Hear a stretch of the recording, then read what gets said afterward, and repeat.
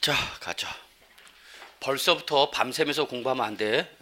지쳐요, 여러분. 지금은 체력 관리할 때입니다, 여러분. 그래서 최소한 충분한 수면을 취하셔야 됩니다. 그래서 4시간은 자자. 4시간은 주무셔야 됩니다. 최소한. 벌써부터 밤새 그러면 안 돼. 스키야, 4시간 눈 떠 있다. 자, 이렇게 보면 우리 지난주에 지난 시간이죠. 성격 좀 살펴봤고요. 아주 중요한 개념이에요. 그래서 시간을 투입해서 기본적 개념이지만 이 기본적 개념을 가지고 재산세가 전개되기 때문에 좀 잘 정리해 두시기 바랍니다.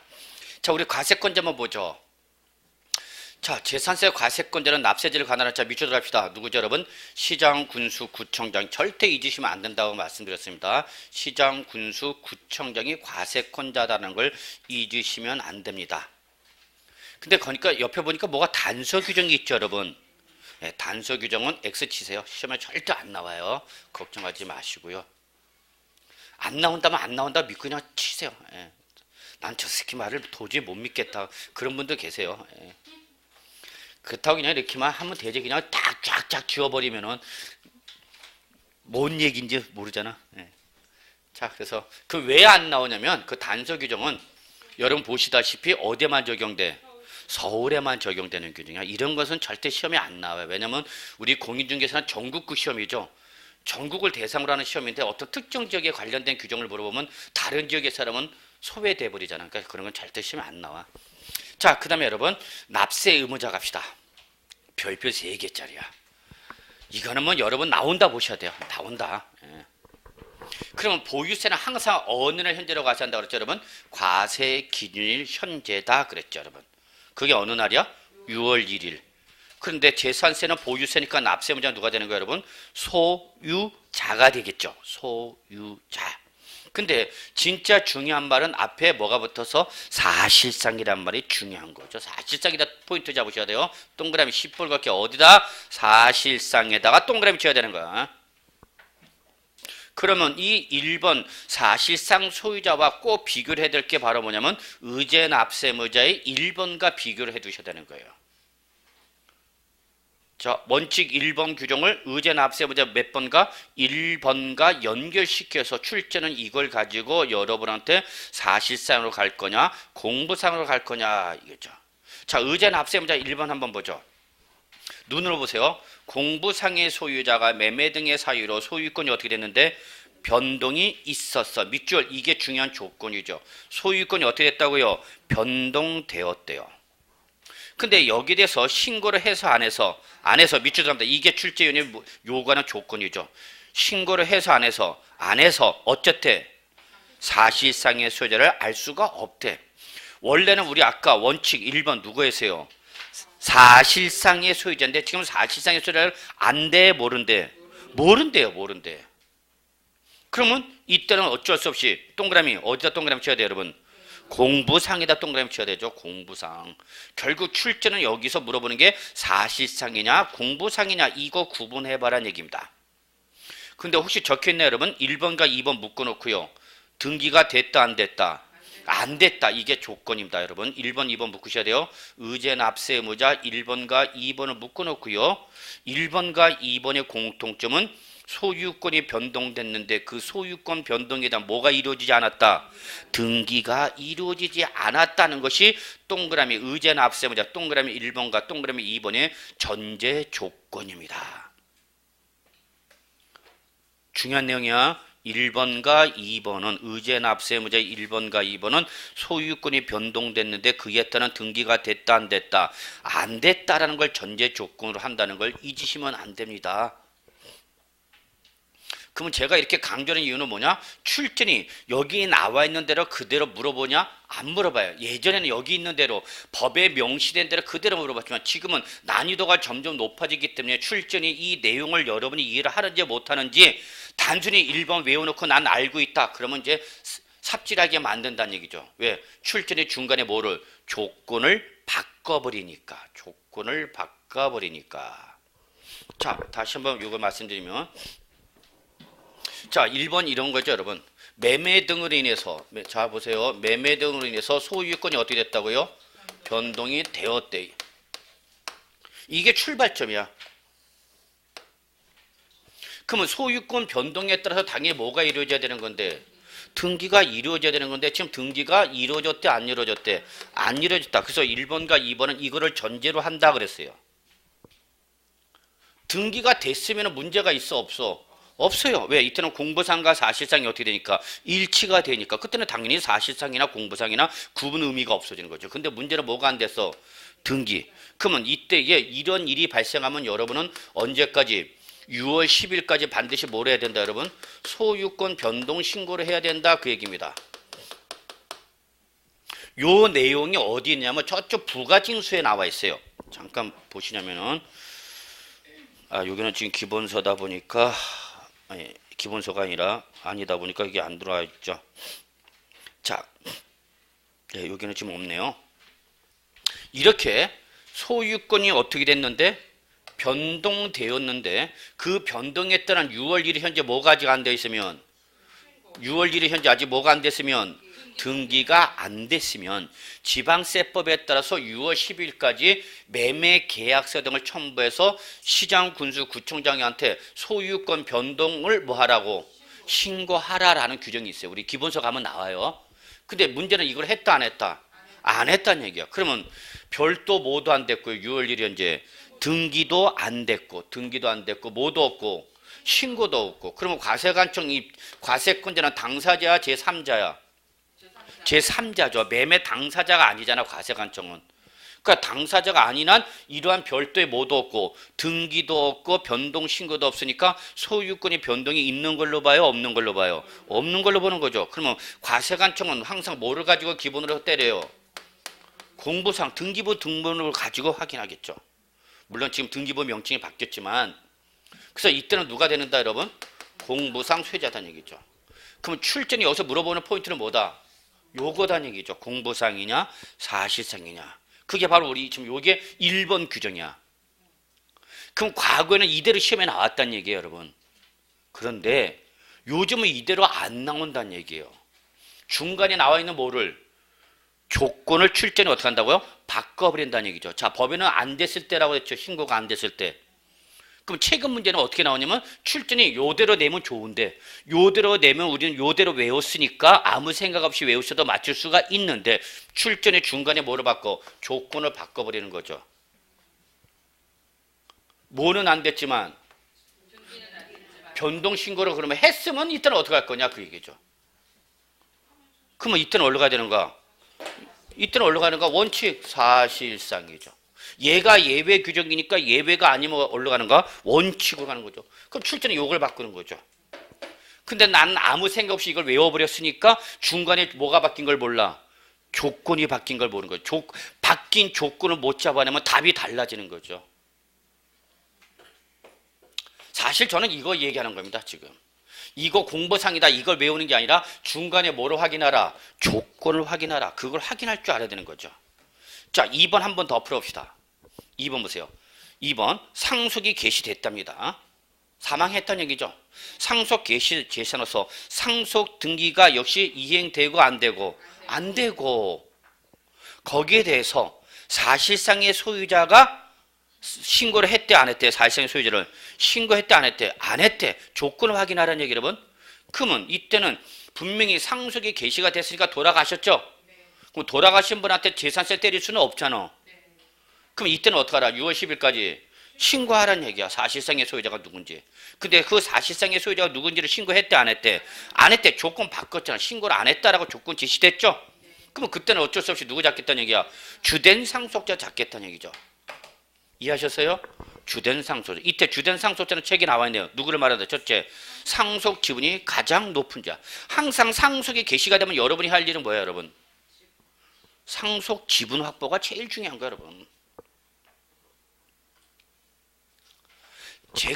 저는 기본적으로 시험 대비 강의도 중요하지만 여러분이 살아가는 과정에서 반드시 알아야 할 세법에 대한 기본적인 상식이라든지 그런 알아야 할 내용이 있어요. 그래서 그런 걸 좀 설명드리고 싶으면은 좀 시험 범위와는 벗어났다 하더라도 꼭 여러분은 누구나 반드시 당할 수밖에 없어. 뭐 상속, 징여는 없다더라도 누구는 반드시 돼. 상속.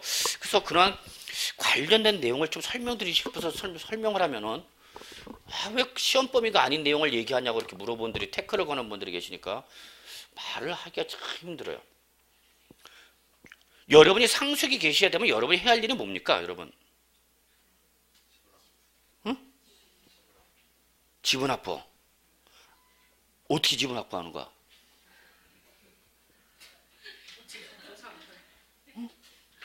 그러니까 여러분은 큰 일을 당하고 난 다음에 비로소 그때 이제 어쩔 줄 몰라갖고 이러지도 못하고 저러지도 못하고 이제 이 사람 저 사람 들 쓰시고 다니는 거죠.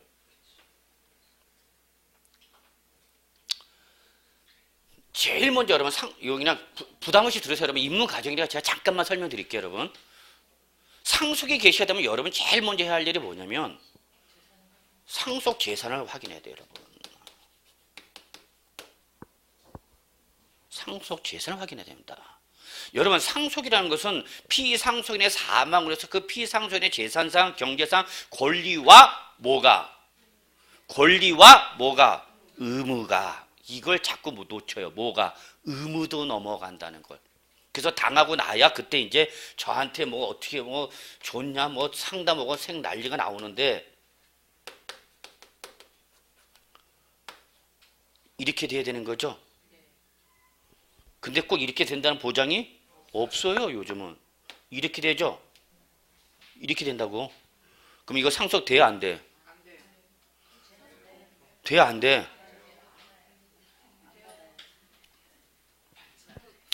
재산만 넘어가는 게 아니라 뭣도 넘어간다고. 빚도 넘어간다고. 이거는 괜찮어. 그죠? 이거는 괜찮죠? 이건 재산이 많은 거니까 지들끼리 싼만 하는 거니까 뭐 힘센 놈이 이기는 거지. 근데 문제는 뭐도 넘어간다고요? 부채도 넘어간다고요. 부채. 이걸 놓쳐요. 그러면 이거는 상속을 받겠죠. 이해하시죠? 지금 제가 뭐 얘기하는지. 근데 이러면 어떻게 돼? 상속을 어떻게 해야 돼요, 여러분? 포기 또는 뭐 해야 돼? 한정 상속을 받아야 돼요. 한정 승인을 해야 돼요. 이걸 안 하면 다 빚 떠안는 겁니다. 두 번째, 상속 재산이 확인되면 이제 누가 받을 거냐, 누굴 결정해 줘야 돼요, 여러분? 뭘 누가 받을 건지 누굴 확정해 줘야 돼요? 상속인을 확정해야 됩니다. 누가 받을 거냐. 재산이 많으면 뭐해? 내가 여기 해당이 되는지 안 되는지 물으면. 그럼 상속인은 누가 결정해요, 여러분? 뭐에서 결정돼요?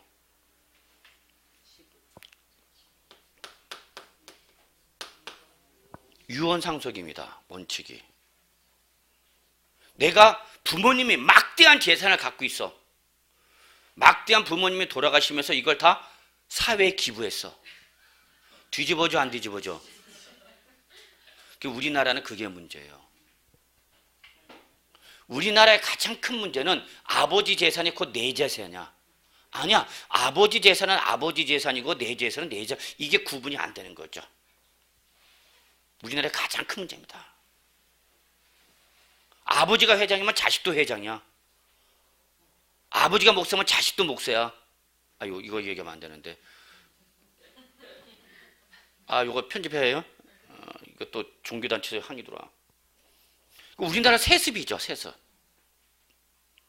세계적인 갑부들, 미국에서 세계적인 갑부는 사람들은 다 어떻게 합니까? 이미 다 사회 기부하도록 됐습니다. 페이스북 창시자, 최고 갑부란 99%가 다 자기 죽으면 사회 환원하게 돼 있어요. 자기 자신은 1%, 2%만 주겠다는 얘기야. 살아가는데 그냥 최저 생계비 수준 정도만. 그게 미국하고 우리나라, 미국 재벌과 우리나라 재벌의 차이점이죠. 우리는 무조건 자식이야. 아버지가 대장이면 그 대장 자리를 무조건 자식한테 넘기는 거죠. 그래서 뭘 써놨어? 유언서. 그런데 다 대학교 기부한대. 그럼 그러려니 해야 되는데 그러려니가 아니죠. 내 재산이 뺏기는 거죠. 근데 문제는 이게 유언이면 유언 상속이에요. 이게 원칙이에요. 다 유언 상속에도 여러분이 법정 상속인으로서 받아야 할 몫이 있어요. 그걸 법정 유류분이라는데 유언서 없이 돌아가실 때가 사실 큰 문제예요. 이거 써놓고 가시면 괜찮아. 근데 이걸 써나 안 써나? 안 써놓고 가시면 이제 뒤집어지는 거예요. 누가 봐도 그러면 예? 예. 공동상속인간이 협의가 이루어져야 됩니다. 여러분 그냥 편하게 들으세요. 그냥 이거는 제가 꼭 알아야 상식이라 여러분 그냥 간략하게 말씀드립니다. 협의가 되면 협의 들어갑니다. 근데 협의가 잘 돼요? 안 돼요? 안 됩니다. 형제고 나발이고 있어 없어? 없어요. 상속지분 확보할 때는. 그럼 어떻게 하는 거예요 여러분? 법원이 이제 청구해야 돼요. 근데 법원에서 조정이 아니면 어떻게 되냐? 법원에서 조정할 때는 이거예요. 뭘로 가죠? 법정상소로 갑니다. 법정상소.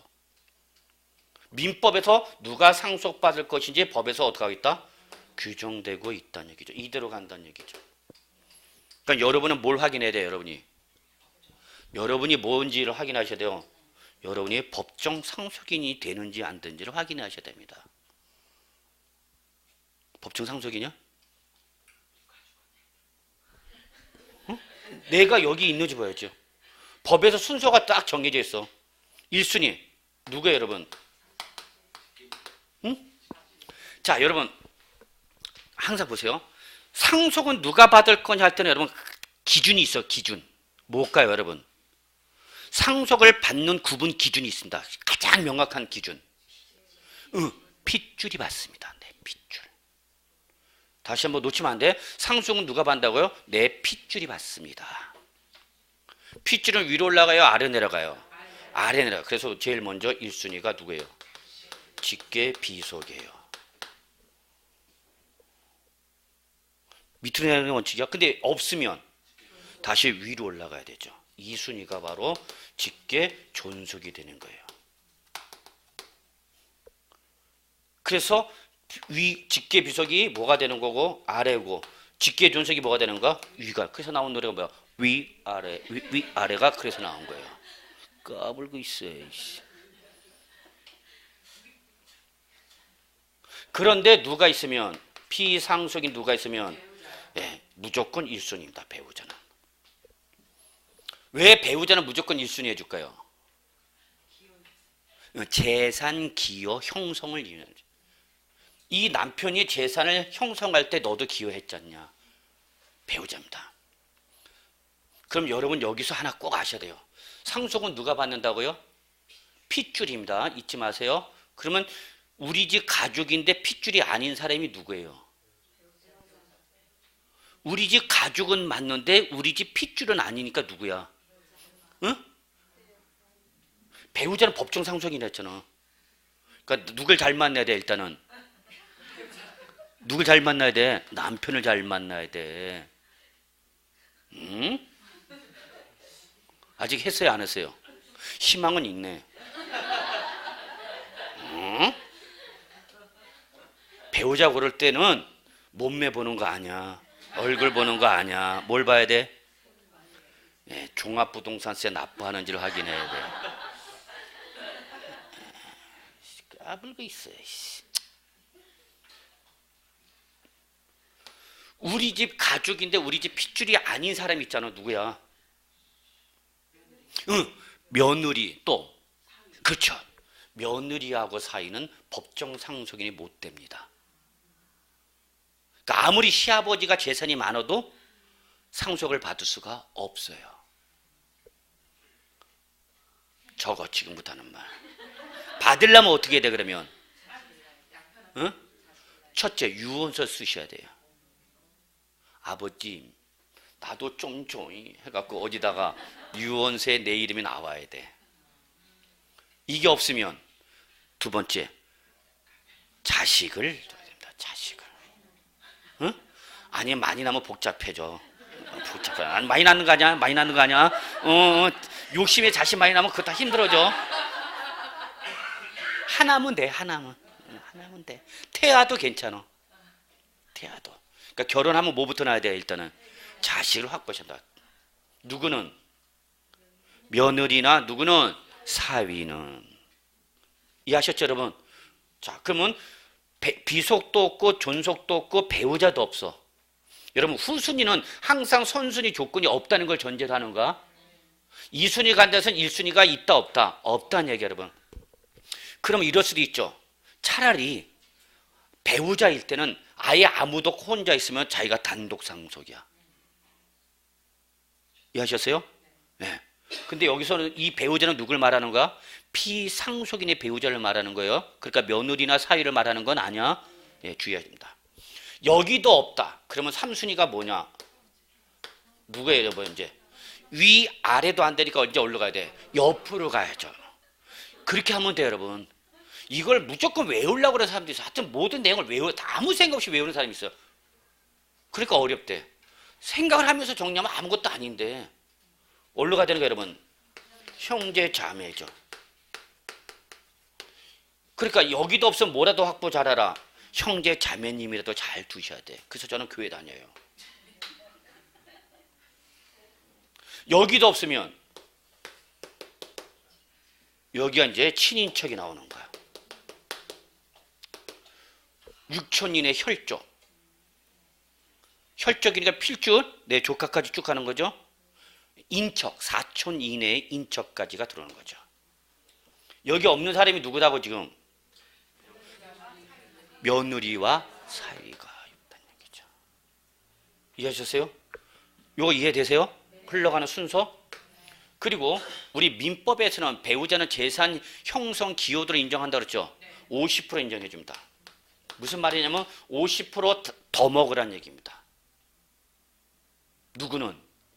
배우자는, 피상속인의 배우자는 재산 형성 기여를 인정하기 때문에 다른 법정 상속인보다 몇 프를 더 받는다고 여러분? 50%를 더 받아요. 이해하세요? 자, 그럼 봐요.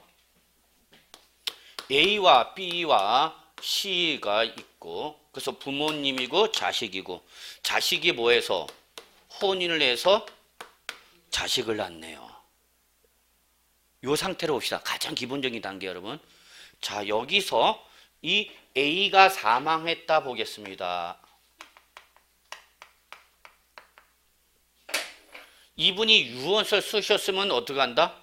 유언 들어갑니다. 단 유언 상속일 때도 뭐는 확보해 준다? 법정 유류분은 확보해 줍니다.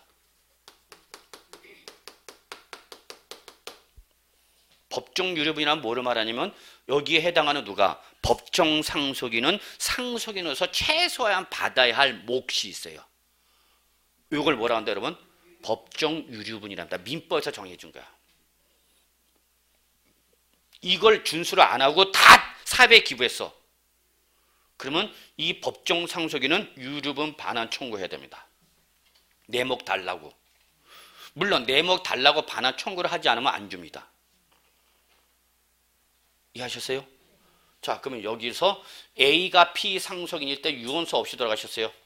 이때 상속인은 누구예요? 법정 상속인은? 응? 상속은 누가 받는다? 핏줄이 받는다고 그랬죠? 예. 그러면 여기서 법정 상속인을 누르면 안 되지. C는 B씨죠, B씨. 피상속인 누가? 배우자는 무조건 1순위라니까. 이해하세요? 네. 근데 누가 있으니까 직계 아래가 있죠? B속이 있으니까 얘가 법정 상속이 되는 거죠. 그러니까 무슨 상속이야? B와 C가 공동 상속인이 되는 겁니다. 이해하셨죠? 그러면 자, 배우자가 있으니까 배우자는 얘보다 몇 프를 더 받는다? 50%를 더 받는다는 얘기야.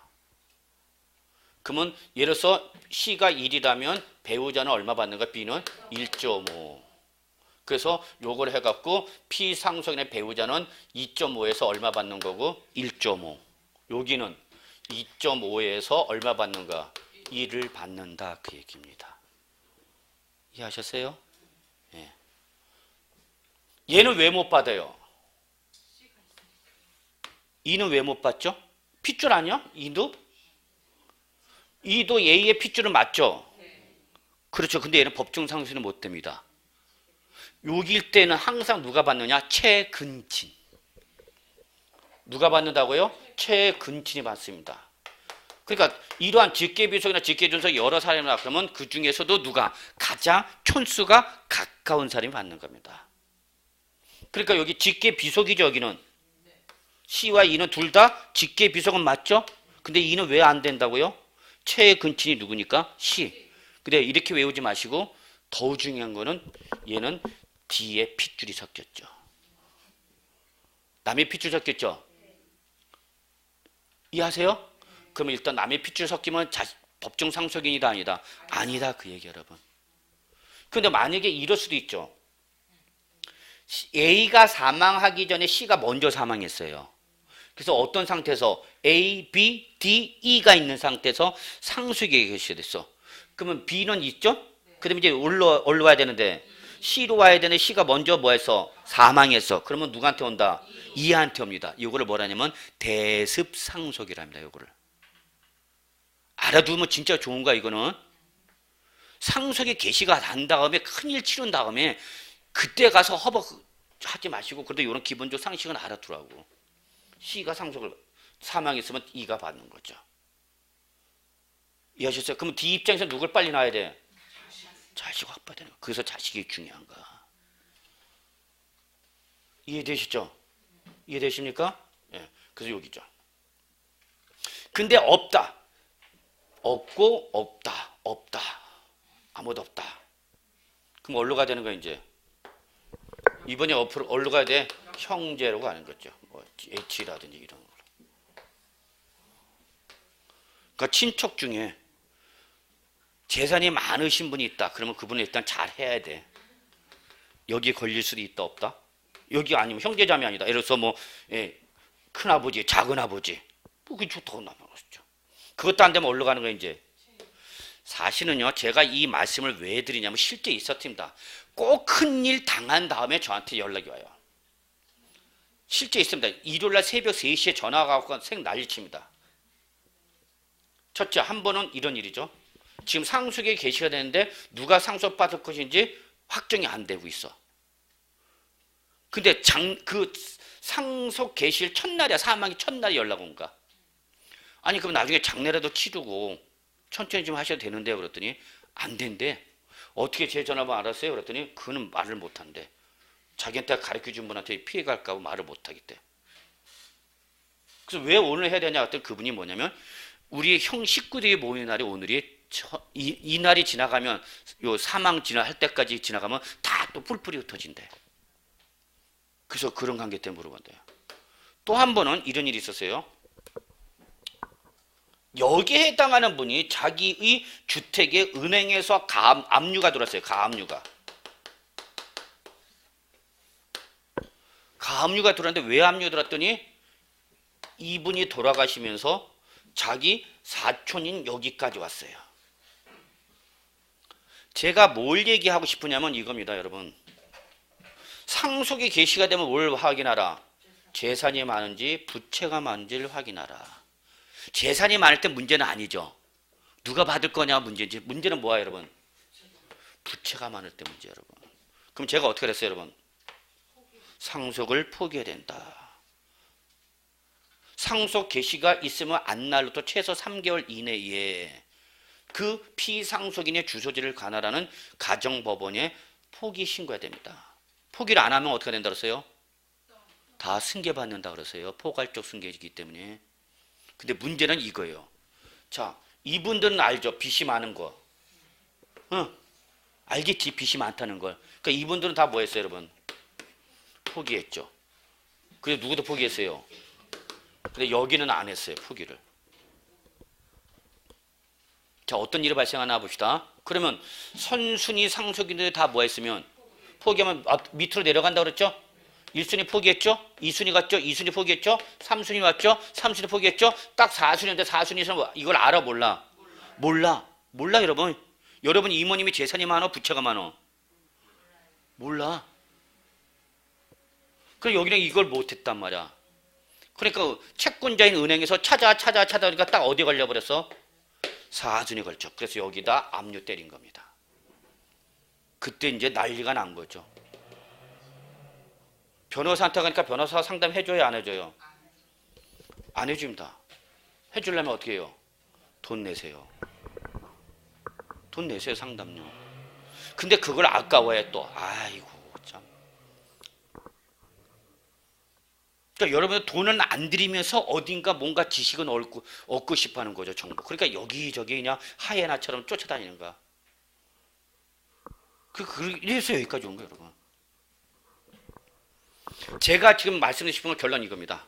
뭐 하고자 한다면, 뭘 하고자 한다면, 상속을 포기하고자 한다면 누구까지 하라? 사순위까지 다 하셔야 됩니다. 사순위까지. 이해하셨죠? 중요한 겁니다, 여러분. 이거는 당하고는 안 돼. 그때 가서 다시 상속을 포기하거나 한정 승인하고 할 때 누구까지 다 하라? 사순위, 법정 상속인까지 다 해야 됩니다. 하나라도 안 하면 하나가 안 한 사람이 다 뒤집었으면 독박이라고 그러죠. 이걸 전문 용어로 독박입니다. 독박. 그러니까 당장 오늘 집에 가서 일단 뭐부터 확인해야 돼? 아버지한테 이게 많은지를 확인하셔야 됩니다. 숙제. 자, 됐나요, 여러분? 그래서 좀 시간이 좀 없는데도 이걸 좀 말씀드린 이유를 조금 선의로 좀 해석해 주시기 바랍니다. 너무 악의적으로 이렇게 또 왜 쓸데없는 소리 했냐 그러지 마시고. 저는 이런 일을 계속 경험합니다. 그러다 보니까 안타까움에 혹시 그래도 제 강의를 들었을 때 이런 것이 조금이라도 도움이 되기를 바라고. 자, 여기까지 하고요. 그래서 여러분 의제납세는 제일 중요한 거죠. 그 다음에 우리 과세 대상은 아까 설명드렸어요 이미. 그죠? 부동산, 기타 이렇게 봤죠. 그래서 부동산은 크게 몇 가지로 구분한다 여러분? 세 가지. 토지, 건축물, 주택. 그래서 그 2번 보시면 건축물은 부속 토지와 뭐하여 과세한다? 뭐하여 과세한다? 구분이라고 됐죠 여러분. 구분 10벌겋게 동그라미. 그런데 그 밑에 주택 있죠? 얘는 부속 토지 어떻게 한다고요 여러분? 예, 요런 걸 구분해야 된다는 얘기야. 출전들은 그런 걸 좋아합니다 여러분. 뭐가 바뀌는 걸 좋아합니다. 여러분 자꾸 그런 걸 인식하려고 노력을 하셔야 돼요. 그 다음에 기타에는 뭐가 있다 여러분? 선박과 항공기. 혹시 여러분 중에서 항공기 갖고 계시면 살짝 한번 손 좀 들어봐. 나 이따 집에다 한번 내려다 줘라. 자, 토지 구분 갑시다. 별표 3개. 반드시 나온다고 해야 돼. 반드시. 재산세에서 가장 어려운 부분입니다. 최근 시험에 나왔다면 난이도가 최고조로 올라오는 부분이 바로 토지의 구분입니다. 예, 다행히 2015년대는 여기서 안 나왔습니다. 그래서 가장 어려웠던 부분이 안 나오니까 상대적으로 문제가 쉬워지는 것이 되는 겁니다. 그때 자기 복이야. 아씨, 내가 볼 때는 꼬박꼬박 더럽게 어렵게 나오더니 내가 안 보니까 안 나와? 네, 토지 구분 별표 3개.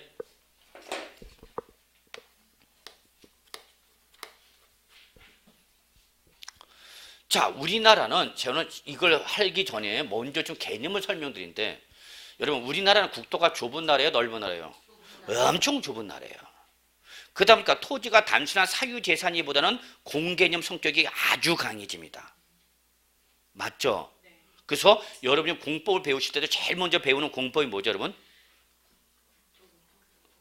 그거죠? 네. 국토의 계획 및 이용에 관한 법률. 여기서 주어가 뭐예요? 그게 국토의 토지예요. 토지. 부동산 공법에서 최고의 원칙, 최고의 법이 바로 국계법이죠. 물론 헌법은 빼고. 그 밑에 이제 개별법이 쭉 있는 거죠. 뭐 도시및 주거 환경정비법, 건축법, 뭐 주택법, 뭐 지저분한 법은 다 주더라게. 그리고 이 개별 법률과 국계법 사이에 있는 게 바로 특별법으로 생기는 게 바로 뭐죠, 여러분? 수도권 정비계획법이죠. 여러분 아마 거기까지 안 들어가나? 수도권 정비계획법은 안 배우나? 그저 뭘 배우는지 모르죠. 자, 거기서 우리가 제일 먼저 뭐다고 여러분? 국토. 그 이유는 우리나라는 국토가 매우 좁기 때문에 민감하죠. 그러니까 부동산 학계에서 최고 최선의 원칙이 뭐죠? 최유효 이용의 원칙이죠. 뭐를 최유효 이용하래? 토지입니다. 그래서 우리나라는 토지가 단순한 사유재산이보다는 공개념 성격이 강하죠. 그래서 이 토지가 좁은 나라를 그 토지를 어떻게 이용하니? 이용 정도에 따라서 무슨 과세하겠다? 차등 과세를 하겠다는 게 바로 토지의 구분입니다. 그래서 그 토지의 이용이 사회적으로 바람직하냐 바람직하지 아니냐를 물어서 그 토지의 이용 정도에 따라서 과세 방식이 몇 가지 구분하냐? 세 가지. 첫째 뭐? 분리과세 토지. 그 다음에 뭐죠 여러분? 별도 합산과세 토지. 그리고 종합합산과세 토지입니다. 그래서 결론 꼭 잡으셔야 됩니다. 토지분 재산세를 과세하는 토지는 크게 몇 가지로 구분한다고요? 세 가지. 분리, 별도, 종합. 이렇게 세 가지로 구분합니다. 근데 여러분 여기 보세요. 여기는 뭐라 했어요? 별도 합산과세 토지. 여기는 뭐예요? 종합합산. 여기서 공통점은 뭐예요? 그렇죠. 합산과세는 대물세예요, 대인세예요? 대인세라고 그랬죠, 여러분. 이건 총론에 설명드렸던 물이잖아. 그래서 여기는 별도와 종합은 여러분 걱정 안 해도 되는 게 뭐냐면 여기는 써져. 뭐라고 돼 있어? 합산과세 토지라는 말이 나오네요. 요거는 장난 안 칩니다. 별도냐 종합이냐 갖고 장난치지 합산과세 토지란 말을 갖고 장난치지는 않습니다. 그럼 여러분이 이 말이 나온 순간 무슨 말? 합산과세 토지란 말이 나온 순간 여러분 무슨 세다 얘는? 대인세라는 게 뇌리에 떠올라야 되는 겁니다. 그래서 어쩌라고 그러면 이제 일 나눈 거고. 얘들은 무슨 세니까? 대인세니까 납세 의무자인 누구? 소유자별로 무슨 과세가 되고? 합산과세가 되고. 합산과세에서 얘들은 어떤 세율 정하는 거예요 여러분? 이거 무슨 세율 적용하라고요? 누진세율. 다시 한번 강조합니다. 무슨 말이 나오면 합산과세란 말이 나오면 이때는 예외 없이 반드시 무슨 세율을 때린다? 누진세율을 때린다는 걸 꼭 좀 기억해 두시기 바랍니다. 그래서 얘들은 소유자별로 합산해서 그 합산한 토지 가액이 크면 클수록 어떤 세를 때리겠다? 높은 세를 때린다는 얘기입니다. 근데 여기서 주의할 것은 소유자별로 합산할 때 이 합산 과세 단위 지역이 어디냐를 아셔야 됩니다. 이때 합산 과세 단위 지역은 동일한 시, 군 또는 구 안에 있는 것만입니다. 동일한 어디 단위로? 시, 군, 구 단위로만 합산합니다. 왜 그러죠? 왜 얘는 시, 군, 구 단위로 합산하는 거죠? 재산세의 과세권자가 누구랬어요? 시, 군, 구랬죠. 그러니까 자기 어디 있는 것만 관할 구역 안에 있는 것만 합산할 수 있다는 얘기입니다. 강서구 구청장은 어디 있는 것만 과세할 수 있는 거예요? 강서구에 있는 것만 과세하는 거죠. 강남구청장은 어디 있는 것만 과세할 수 있는 거예요? 강남구 안에 있는 거. 그러니까 이때 합산을 할 때 합산 과세다 재산세 합산 단위 지역은 어디다? 시, 군, 구다. 왜 시, 군, 구 단위로 간다? 시장, 군수, 구청장이 재산세의 과세권자니까. 요거를 동일한 시, 군, 구로 아니라 이거를 국내를 대상으로 해서 합산한다. 자, 바뀌네요. 동일한 시, 군, 구가 아니라 이걸 어디 단위로 합산하면? 국내를 대상으로 하면은 이때는 재산세가 아니라 뭐가 되는 거예요, 여러분? 국세인 종합부동산세가 되는 겁니다. 이게 재산세와 종부세의 가장 기본적인 차이점입니다. 얘를 어디 단위로 합산해서 가다 보니까 시, 군, 구 단위로 하다 보니까 그럼 국내에 있는 걸 단위로 했을 때는 어떻게 할 거냐? 그건 시, 군, 구청으로 과세할 수가 없죠. 그러니까 이때는 뭘로 과세하겠다? 종합부동산세로 과세하겠다는 얘기입니다. 그래서 종부세와 재산세의 가장 큰 차이점 중에 하나가 종부세는 과세를 할 때 과세 단위 지역을 어디로 대상으로 하는데?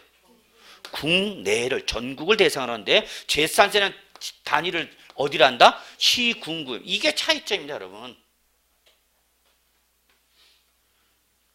가장 근본이며 기본이 되는 내용입니다. 여러분이 자꾸 이런 개념을 떠올리셔야 됩니다. 그래야만 파생되는 규정과 시험에서 나왔을 때 출제의 말장난에 넘어가지 않는 베이스가 되는 겁니다. 그래서 결론은 별도와 종합은 소유자별로 무슨 과세하고 합산 과세하고 어떤 세를 때리는데 누진세를 때리는데 주의할 것은 그 합산 과세 단위 지역은 어디다? 시, 군, 구 단위로만 합산한다. 그래서 둘 다 어떤 세를 때려? 누진세율. 그러면 별도와 종합을 구분했으니까 분명히 얘들은 뭐가 다를 것이다? 누진세율이 다르겠다는 걸 느끼셔야죠. 구분했을 때니까 차이도 해야죠. 차이는 어디서 발생한다? 세율에서 차이가 난다. 그럼 여러분 꼭 알아두세요. 종합합산 과세 토지는 어떤 토지냐면 비사업용 토지입니다. 무슨 토지요? 비사업용 토지라는 게 기본적인 특징입니다. 적어놓으셔야 됩니다. 반면에 별도 합산 과세 토지는 어떤 성격의 토지냐면 사업용 토지를 말합니다. 이게 구분 기준입니다. 이걸 놓치면 게임은 끝난 겁니다. 시험에 나올 걸 뻔히 알고 있는데 그걸 놓치면 끝난 거죠. 뭐. 시험에 나올 것도 못 맞추면 어디서 맞힐 거냐고. 이거는 여러분이 반드시 숙지하셔야 됩니다. 아, 별도 합산 과세 토지는 어떤 성격의 토지다고요? 사업용 토지로 말하고, 종합합산 과세 토지는 투기 등의 무슨 목적? 투기 등의 목적이 무슨 토지? 비사업용 토지를 구분 대상으로 한다는 얘기죠. 이것을 여러분이 반드시 외우셔야 돼요. 그래서 뭐 제 수업을 들으면 다 아시는 거죠. 별도는 무슨 토지고 사업용 토지고 종합합산 과세 토지는 무슨 토지고요? 비사업용 토지죠. 그래서 이걸 우리는 어떻게 하냐면 별사종비 이렇게 묶으셔야 됩니다.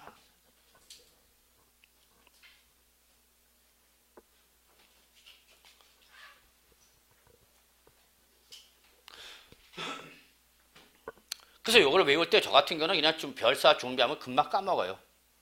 단수 무식하게 외우면 단수 무식하게 까먹는 거죠. 그래서 저는 이걸 조금 랩으로 좀 해가 별사 종비 이게 없다 그러는데 어떻게 한다고요? 별사 종비 악센트 치는 거 여러분 같이 합시다. 별사 종비. 쑥스럽죠? 그러니까 오늘 저녁에 저녁 드실 때 아저씨 앞에서 이거 한번 하는가? 자기 밥 먹으면서 내 말 들어봐. 별사 종비 쫙 해버려. 씨. 그럼 아저씨가 밥 먹다 말고 밥상 뒤집어 엎을지도 모르겠지만 뭐 하나 그럴 거 아니야. 그럼 뭐라 그러냐? 무식한 놈. 뭐라 그래? 별사 종비. 여러분이 배우는 걸 자꾸 아저씨한테 써먹으세요, 여러분. 안 그러면 여러분이 아저씨는 집에 여기 학원에 와서 노는 줄 압니다. 여러분한테 가장 하는 말이 뭔지 알아요? 야, 무슨 고시 공부하냐 그럽니다. 공인중개사 공부하는데 무슨 고시 공부하냐? 고시 공부하는 거야. 웬수야. 네가 해봐라. 그러니까 여러분들 아주 배우자는 이 공부를 안 한 사람은 공인중개사 우습게 한다니까. 친구들도 그래. 나 요즘 공인중개사 공부하려고 요즘 모임에 못 나. 야, 씨 무슨 공인중개사 고시 공부하듯이 하냐 이 스키야? 그래 스키야. 공인중개사가 고시 공부야. 근데 일반 사람은 몰라요. 하긴 알았으면 왔어 안 왔어? 안 왔지. 지금 갈등 때리죠? 계속 해야 돼 말아야 돼. 서서히 이제 맛을 보면서 그러다 어느 순간 시간이 지나가면 이제 빼지도 못해. 그래서 1년 가는 거야. 씨. 많어. 태반이 그래. 자, 어떻게 외우자고요? 별사종비 그러셔야 돼요. 별도는 무슨 토지고요? 사업용 토지. 종합합산 토지 무슨 토지요? 비사업용 토지. 자, 그럼 여러분 여기 보세요. 둘 중에 세율을 차등 과세한다 그랬죠? 그러면 어떤 놈이 더 나쁜 놈인 것 같아요, 여기서 보니까. 그럼 어떤 놈에다 세율을 더 무겁게 때려야 돼? 그렇죠? 여러분이 자꾸 그렇게 판단해 가란 얘기야, 여러분이 스스로. 여러분이 판단하는 거 무조건 제가 하라는 대로 외우면은 여러분 그냥 까먹는다는 얘기예요. 여러분이 왜 이렇게 나오는가? 그걸 스스로 생각하시라는 얘기입니다. 아! 종합합산 과세 토지는 무슨 토지고 비사업용 토지를 말하는 거고 별도 과세 토지는 무슨 토지입니까? 사업용 토지입니까? 둘 다 소유자별로 합산해서 무슨 세를 때리대? 누진세를 때리되 어디를 더 높이 때릴 수밖에 없다?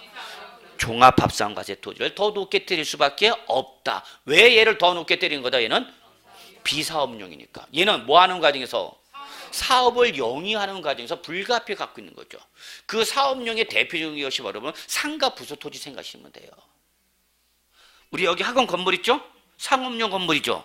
그 밑에는 뭐야? 토지죠. 그럼 이 토지는 상가 건물을 소유하고 있기 위해서 있는 거죠. 단순히 시세 차익을 목적으로 갖고 있는 게 아니잖아. 그럼 이런 토지는 뭐다 여러분? 별도. 이해하시겠어요? 요런 놈은 뭐란다 여러분? 별도. 또는 나대지야. 그냥 지상 정체없는 토지를 그냥 무조건 갖고 있는가? 왜 갖고 있냐 봤더니 시세 차익을 목적으로 갖고 있는 거죠. 토지를 지금 뭐 하고 있는가? 놀리고 있는 거죠. 제일 나쁜 놈이죠. 우리는 최유효 이용의 원칙, 이 토지를 제한된 토지를 최유효 이용 원칙에 따라서 사용하라. 그런데 이 토지를 지금 뭐 하고 있는가? 방치하는. 왜 방치하고 있냐 그랬더니 얘는 그냥 단순히 뭐만 시세차 목적으로. 그럼 좋은 놈 나쁜 놈? 나쁜 놈. 이해되셨습니까? 그러면 이러한 합산 과세 토지 외에 또 뭐가 있죠, 여러분? 분리 과세 토지가 있죠. 그럼 여기서 이 분리란 말은 어디서 나왔냐? 뭐 분리니까 여러분 어디서 끄집어낸 거죠. 이해하세요? 분리 과세 토지는 어디서 끄집어낸 거잖아. 그럼 어디서 끄집어낸 거야, 얘들은? 무슨 것에서? 합산 과세 토지에서 끄집어낸 거란 얘기야. 이 분리할 때 어디서 분리한 거다? 합산 과세 토지에서 분리해놨다는 얘기입니다. 이게 의미입니다. 그렇기 때문에 이 분리 과세 토지는 가장 중요한 특징이 뭐냐면 얘들은 합산 과세, 개별 과세, 개별 과세입니다. 토지별 개별 과세입니다. 차이점 보이십니까? 보이십니다. 분명히 이러한 차이점을 여러분이 반드시 구분한 습관을 들이셔야 돼요. 이런 걸 인식을 안 하시면 여러분 공부했다 하지만 공부한 게 아니다는 얘기야. 출전에 말장에 넘어간다는 얘기 함정에. 그러면 얘들은 토지별로 개별 과세하니까 무슨 세율이 못 나와? 누진세율이 못 나고 무슨 세율이 나오는가? 비례세율이 나오는 거지. 비례세율이.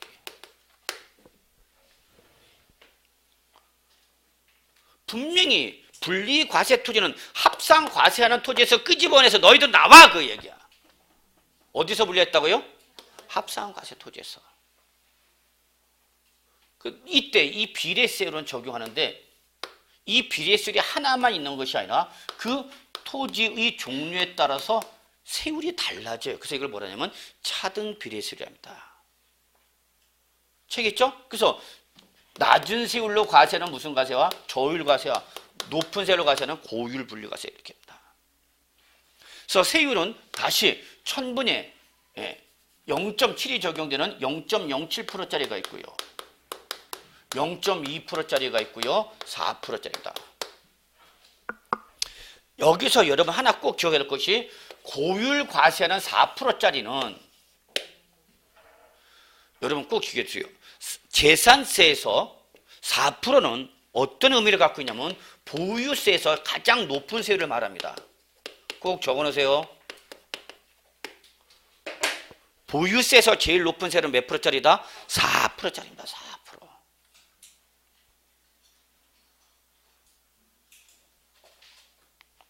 꼭 적어놓으셔야 됩니다.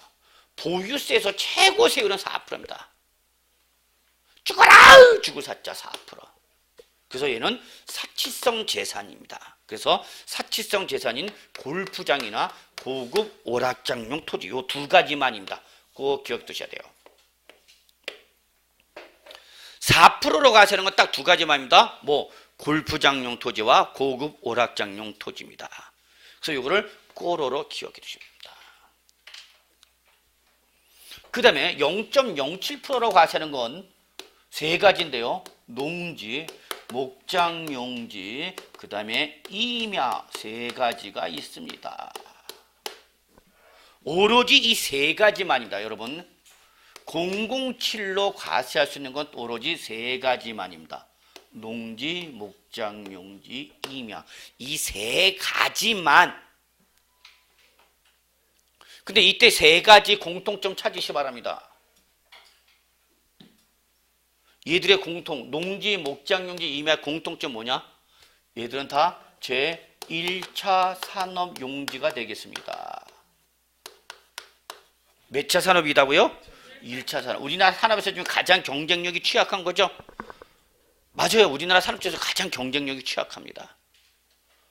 농업의 생산 요소인 토지가 농지, 축산업의 생산 요소인 토지가 목장용지, 임업의 생산 요소인 토지가 임야. 그래서 얘들은 다 몇 차 산업인지 제1차 산업용입니다. 우리나라 산업 중에서 가장 경쟁력이 취약하다 보니까 우대 규제, 우대입니다.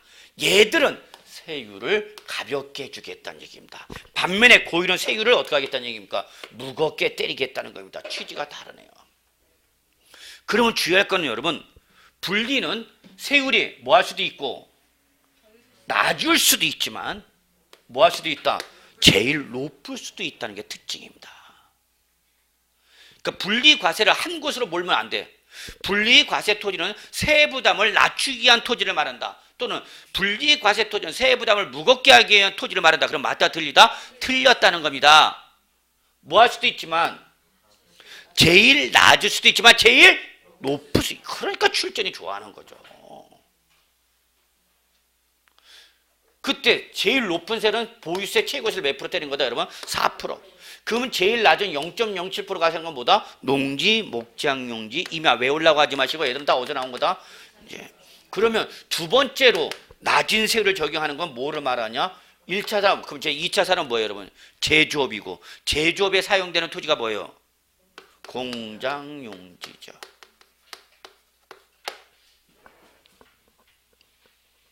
그래서 공장용지는 왜 나왔어요? 제조업에 사용되는 토지죠. 산업의 가장 근간, 기본, 베이스가 되는 게 바로 제조업이죠, 여러분.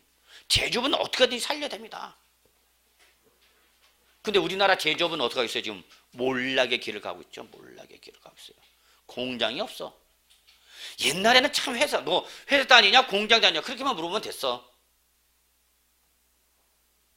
그렇죠, 여러분? 회사 다니냐? 공장 다니냐? 그게 당연했어. 근데 지금 공장이 다닌다는 소리는 들어 못 들어요, 여러분? 없어요. 없어. 공장이 다니는 건. 없어, 공장. 그러니까 하나의 어떤 그 산업의 한 축이 없어진 거. 그러니까 여러분 젊은 친구들 취업이 안 되는 이유가 하나가 큰 축이 없어져 버렸잖아. 큰 축이 없어지. 제조업이라는 수많은 노동력을 인구 흡수하는 제조업이 없단 말이야 지금. 그러니까 젊은이들 친구가 안 돼. 큰 문제죠. 그래서 바로 0.2%짜리 어떤 용지 여러분?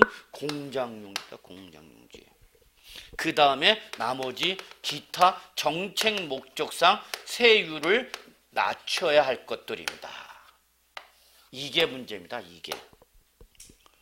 왜 이게 문제냐면 요즘은 여기서 시험에 나와요. 자꾸. 이래서 돌아버리는 거예요.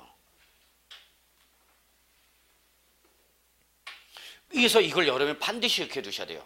그러면 결론 여러분, 이렇게 토지를 이용하는 정도에 따라서 분리, 별도, 종합으로 구분한 이유는 결론 뭐냐? 뭐가 달라진다? 세부담의 크기가 달라요. 세율의 크기가 달라집니다. 그럼 제일 적은 건 어떤 거예요 여러분? 0.07% 분리가 제일 적은 거죠? 그 다음에 뭐죠? 0.2% 분리가 적은 거죠? 그 다음에 뭐냐면 여러분 적어놓으셔야 돼요. 별도. 그 다음에 뭐냐? 종합. 제일 높은 게 뭐예요? 4% 분리입니다. 여러분 꼭 잡으셔야 됩니다. 결론은 토지를 구분한 이유는 이것 때문에 그런 겁니다. 뭘 달리하겠다? 뭘 달리하겠다? 세율을 달리 과세하겠다는 얘기입니다. 이때에 여러분 여기서 별도까지 묶으셔야 돼요. 0.07%부터 0.2% 별도까지는 세부담을 낮춰주는 데 목적을 두고 있습니다. 반면에 종합과 4% 분리과세는 세부담을 무겁게 하는 데 목적을 두고 있습니다. 이런 기본적 개념을 깔면서 여러분이 정리를 해 두셔야 되는데 이런 기본적 개념을 안 깔고 그냥 외우니까 이제 문제가 되는 거예요. 이렇게 어려워요. 세법은. 세법만큼 딱딱딱 답이 떨어지는 과목은 없어요. 결국 토지를 이용하는 정도에 따라서 구분해서 무슨 과세하는데 차등 과세인데 그 차등 과세의 결론은 뭐다? 세율이 다르다. 그럼 여러분 외우려고 하지 마시고 이쪽은 세율을 어떻게 한다? 낮춰준다. 여기는 세부담을 무겁게. 그럼 이쪽은 좋은 놈 나쁜 놈. 나쁜 놈. 이쪽은 좋은 놈. 사회적으로 여기는 우대해줘야 되는 거, 여기는 사회적으로 뭐 하는 거야? 규제해야 되는 거죠. 그런 기본 개념을 좀 잡아두시면서 여러분의 토지 구분을 정리하실 수 있어야 되는 거예요. 그 다음에 여기에 해당하는 재산에도 비과세가 있죠, 여러분? 비과세만 일단 기본적으로 뭐가 나오죠? 국가 등이 튀어나오고 있죠. 예, 그래서 국가대우는 계속 비과세다라는 거 보시면 되고요. 자, 다음 페이지 넘어가시면 이제 178조 과표와 세율이 나오고 있죠, 여러분? 예. 자, 요 부분 조금 쉬었다 들어가도록 하겠습니다.